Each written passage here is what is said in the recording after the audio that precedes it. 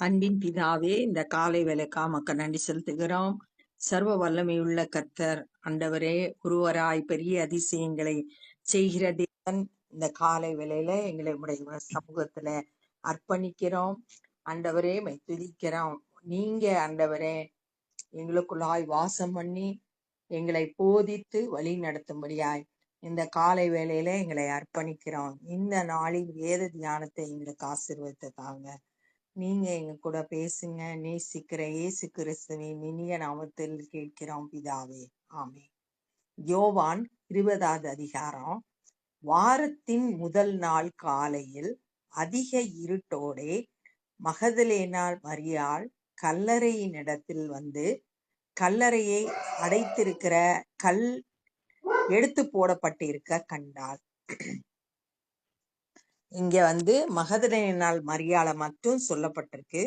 ஆனா மத்தேயு 28வது அதிகாரத்துல முதல் வசனத்துல 2 பேர் கல்லறைக்கு போனாங்க அப்படின்னு சொல்லியிருக்கு.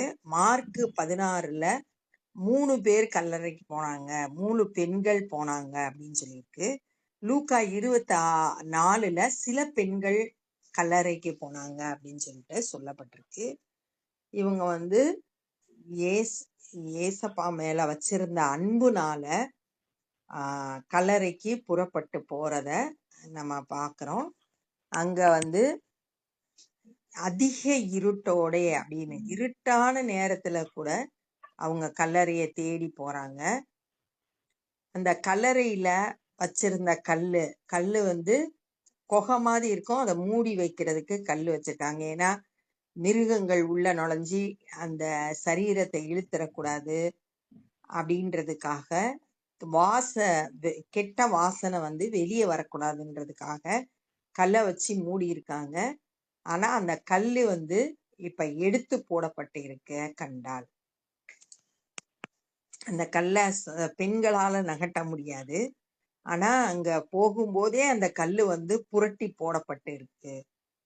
உடனே அவள் ஓடி சீமோன் பேதுருவினிடத்திலும் இயேசுவுக்கு அன்பாயிருந்த மற்ற சீஷனிடத்திலும் போய் இத பார்த்த உடனே ஓடுறா. ஓடி போய் பேதுரு யோவான் இவங்க 2 பேர்கிட்டையும் போய் கர்த்தரை கல்லறையிலிருந்து எடுத்து கொண்டு போய்விட்டார்கள், அவரை வைத்த இடம் எங்களுக்கு தெரியவில்லை என்றார்.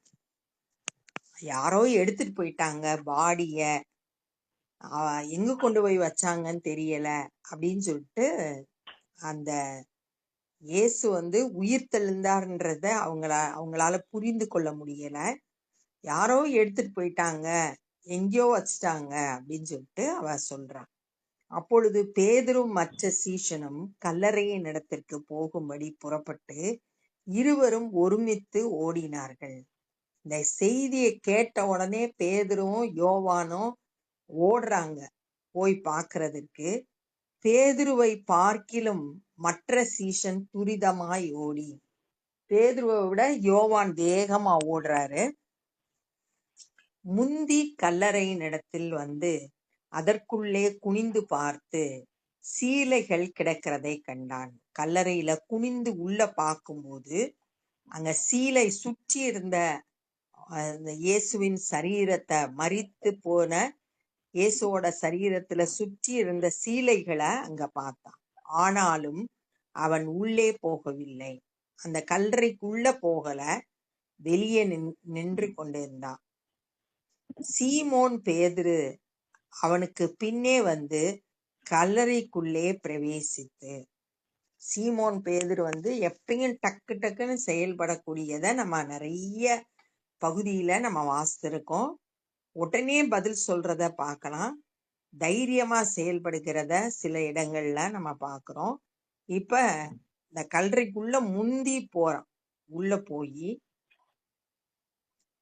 சீலைகள் கிடக்கிறதையும் அவருடைய தலையில் சுற்றி இருந்த சீலை மற்ற சீலைகளுடன் வைத்திராமல் தனியே ஒரு இடத்திலே சுருட்டி வைத்திருக்கிறதையும் கண்டான். உடம்புல சுத்தி இருந்த சேலை தனியா கிடக்குது, தலையில சுத்தி இருந்த சீலை தனியா ஒரு இடத்துல சுருட்டி வைக்கப்பட்டு இருக்கிறத கண்டான். முந்தி கல்லறையின் இடத்திற்கு வந்த மற்ற சீஷனும் அப்பொழுது உள்ளே பிரவேசித்து கண்டு விசுவாசித்தான்.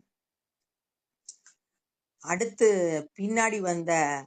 பின்னாடி நின்றுட்டு இருந்த முந்தி வந்தான், ஆனா உள்ள நுழையல. அப்ப அந்த யோவான் அவர் வெளியே நின்றுட்டு இருந்தாரு. இப்ப பேதுரு உள்ள போறத பார்த்து அவரும் உள்ள வந்து கண்டு விசுவாசித்தான். பார்த்து அங்க இயேசு இல்லன்றத விசுவாசித்தான். அவ மரித்தோரிலிருந்து எழுந்திருக்க வேண்டும் என்கிற வேத வாக்கியத்தை அவர்கள் இன்னும் அறியாதிருந்தார்கள். மரித்தோரிலிருந்து எழுந்திருக்க வேண்டும் அப்படின்றது சங்கீதம் 16வது அதிகாரம் 10வது வசனம். என் ஆத்துமாவை பாதாளத்தில் விடீர், உம்முடைய பரிசுத்தவானை அழிவை காண ஒட்டேன் அப்படின்னு சொன்ன வேத வாக்கியத்தின்படி அவர் உயிர்த்தெழ வேண்டும். அடுத்து யோவான்ல பல இடங்கள்ல தன்னுடைய மரணத்தை குறித்தும் உயிர்த்தெழுதலை குறித்தும் இயேசு கிறிஸ்து அவர் சீஷர்களோடு பேசினார். ஆனா அவங்களால அதெல்லாம் அறிந்து கொள்ள முடியல. யோவான் 16வது அதிகாரத்துல 20ல இருந்து 23 வரை உள்ள வார்த்தைகள்ல உலகம் சந்தோஷப்படும், நீங்களோ துக்கப்படுவீங்க, ஆனா உங்க துக்கம் சந்தோஷமா மாறும் அப்படின்னு சொல்லிட்டு அந்த பகுதியில சொல்றாங்க. இது இயேசு கிறிஸ்து மரணம் அடையும் போது உலகம் சந்தோஷப்படும், ஆனா சீஷர்கள் துக்கப்படுவாங்க. ஆனா அவங்க துக்கம் உயிர்த்தெழுதலின் மூலம் சந்தோஷமா மாறும் அப்படின்றத அவங்களுக்கு ஏற்கனவே இயேசு கிறிஸ்து சொல்லி இருந்தாரு. ஆனா இவங்க இன்னும் அறியல. அத உயிர்த்தெழுவார் அப்படின்றத அவங்க இன்னும் அறியல. பின்பு அந்த சீஷர்கள் தங்களுடைய இடத்திற்கு திரும்பி போனார்கள். பார்த்தாங்க, கல்லறையில இயேசு இல்ல அப்படின்றத பார்த்துட்டு அவர் உயிர்த்தெழுந்திருப்பார் அப்படின்றதெல்லாம் அறியாம அவங்க இடத்துக்கு போயிட்டாங்க. மரியாள் கல்லறையின் அருகே வெளியே நின்று அழுது கொண்டிருந்தாள். ஆனா மரியாள் அந்த இடத்த விட்டு போகவே இல்லை. யாரோ எடுத்துட்டு போயிட்டாங்க, அந்த இடத்த பார்க்கணும் அப்படின்னு சொல்லிட்டு விடாப்பிடியா அங்கே இருந்து அழுதுகிட்டு இருக்கா. அப்படி அழுது கொண்டு இருக்கையில் அவள் குனிந்து கல்லறைக்குள்ளே பார்த்து இயேசுவின் சரீரம் வைக்கப்பட்டிருந்த இடத்திலே வெள்ளுடை தரித்தவர்களாய் 2 தூதர்கள் தலைமாட்டில் ஒருவனும் கால் மாட்டில் ஒருவனுமாக உட்கார்ந்திருக்கிறதை கண்டார். இப்ப துக்கத்தோட அழுது அப்படி கல்லறைக்குள்ள பார்த்தா ஒரு கல்லறை உள்ள என்ன பாக்குறான்னா, இயேசுவோட சரீரம் வைக்கப்பட்டிருந்த இடத்துல வெள்ளை ட்ரெஸ் போட்டு 2 தூதர்களை பார்த்தா. தலைமாட்டுல ஒருத்தர், கால் மாட்டுல ஒருத்தர் உட்கார்ந்து இருக்கிற மாதிரி பார்த்தா. இது கிட்டத்தட்ட உடன்படிக்கை பட்டிக்கு மேல கிருபாசனத்துல எப்படி வலது பக்கமும் இடது பக்கமும் கேருபீன்கள் 2 பக்கமும் இருந்ததோ அது போல இங்க இயேசுவோட சரீரத்துல 2 தூதர்கள் வலது பக்கம் தலைமாட்டிலும் கால் மாட்டிலும் இருந்தாங்க. அவர்கள் அவளை நோக்கி, ஸ்திரீயே ஏன் அழுகிறாய் என்றார்கள். தேவதூதர்கள் கேக்குறாங்க, ஏன் அழுகிற அப்படின்னு கேக்குறாங்க. அதற்கு அவள், என் ஆண்டவரை எடுத்துக்கொண்டு போய்விட்டார்கள், அவரை வைத்த இடம் எனக்கு தெரியவில்லை என்றாள். திரும்ப திரும்ப இதத்தான் சொல்றான். முதல்ல சீஷர்கள்ட்ட போய் 2வது வசனத்துல பேதுருட்டையும் யோவான்ட்டையும் போய் யாரோ எடுத்துட்டு போயிட்டாங்க, வைத்த இடம் எனக்கு தெரியல அப்படின்னு சொன்னா, அதையே தூதர்கள் கேட்டப்பையும் அதையே சொல்றா. இவைகளை சொல்லி பின்னாக திரும்பி இயேசு நிற்கிறதை கண்டார். இப்ப பின்னாடி திரும்பி பார்க்கும்போது இயேசு நின்றுகிட்டு இருக்கிறத பாக்குறா. ஆனாலும் அவர் இயேசு என்று அறியாதிருந்தாள். ஏன்னா இவங்களுக்கு உயிர்த்தெழுதலை குறிச்சு தெரியாதனால, இயேசு உயிர்த்தெழுந்திருப்பார் அப்படின்றதே அவங்க அறியாததுனால இயேசுன்னு அவளுக்கு தெரியல. இயேசு அவளை பார்த்து, ஸ்திரீயே ஏன் அழுகிறாய்? யாரை தேடுகிறாய் என்றார். இப்ப இயேசு அவகிட்ட கேக்குறாரு, ஏன் அழுகிற, யார தேடுற அப்படின்னு சொல்லிட்டு கரிசனையோடு அவ துக்கமா இருக்கிற அந்த சூழ்நிலைய அறிந்து கேட்கிறார். அவள் அவரை தோட்டக்காரர் என்று எண்ணி, அவன் நினைச்சுக்கிட்டா தோட்டக்காரர் போல அப்படின்னு நினைச்சுக்கிட்டா.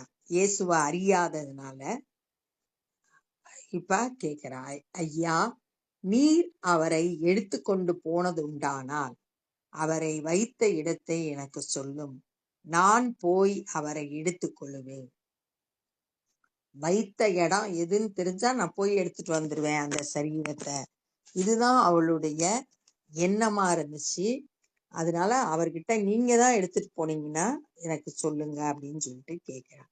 இயேசு அவளை நோக்கி மரியாளே என்றார். முதல் வசனத்துல 15வது வசனத்துல ஸ்திரீயேன்னு கூப்பிட்டாரு, அவளால அறிந்து கொள்ள முடியல.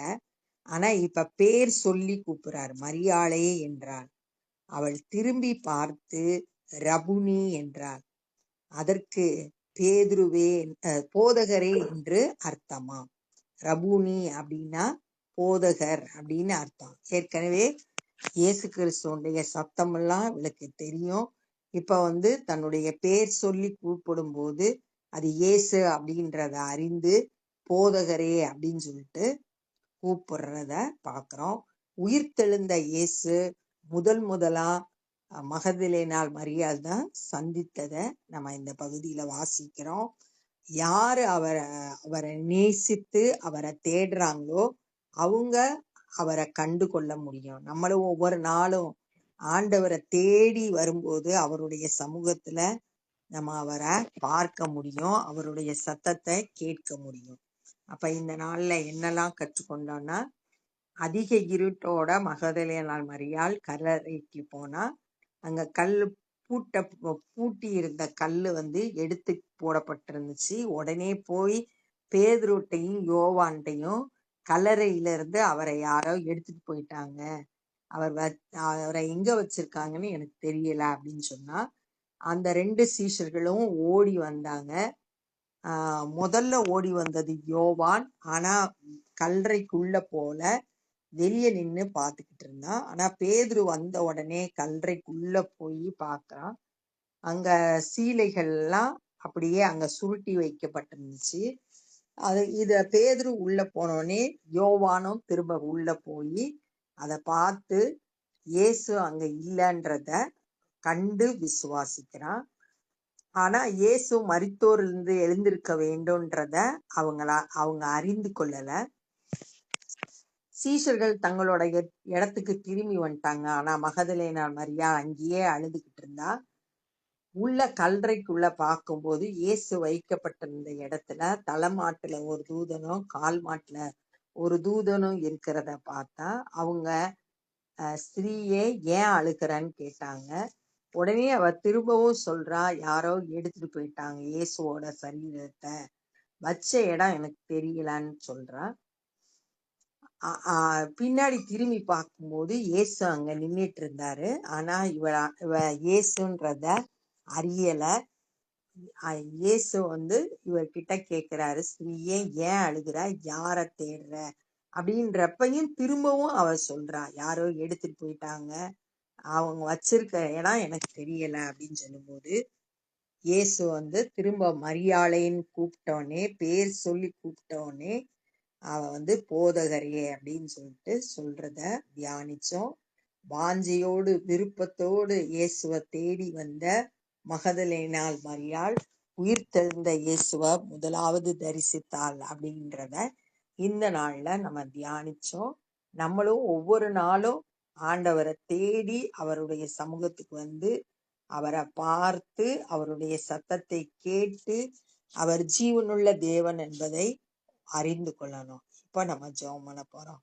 அன்பின் பிதாவே, இந்த நாள்ல ஆண்டவரே உயிர்த்தெழுந்த இயேசுவை தியானிக்க கர்த்தர் கொடுத்த கிருபைக்காக துதிக்கிறோம். இன்றைக்கும் நீர் உயிரோடு இருக்கிறீர். எங்களை ஆண்டவரே தேடி விசாரிக்கிற தேவனாய் இருக்கிறீர். ஆண்டவரே, எங்களுடைய கஷ்டங்கள், கண்ணீர், கவலைகள் எல்லாம் உமக்கு தெரியும். ஆண்டவரே, நீர் ஒத்தாசை அனுப்புகிற தேவன், எங்களை ஆண்டவரே நேசிக்கிற தகப்பன். ஒவ்வொரு நாளும் உம்மை தேடுகிறவர்களாய் உம்முடைய சமூகத்திலே உம்மை ஆண்டவரே கண்டு, உம்மை ஆண்டவரே உம்முடைய சத்தத்தை கேட்டு பலப்பட ஆண்டவரே கிருபை செய்தருளும்படியாய் ஜெபிக்கிறோம். ஆண்டவரே, எங்களுடைய துக்கங்கள் எல்லாம் சந்தோஷமாய் மாற்றுகிறவர் நீர். ஆண்டவரே, உம்முடைய அற்புதமான வல்லமையை ஒவ்வொரு நாளும் நாங்க ருசிக்க கிருபை தாரும். இந்த நாள்ல சுவிசேஷ பணியை செய்கிறவர்களை உம்முடைய கரத்துல எடுத்து பயன்படுத்துங்க. அநேகர் உம்மை விசுவாசித்து ரட்சிக்கப்பட உதவி செய்யுங்க.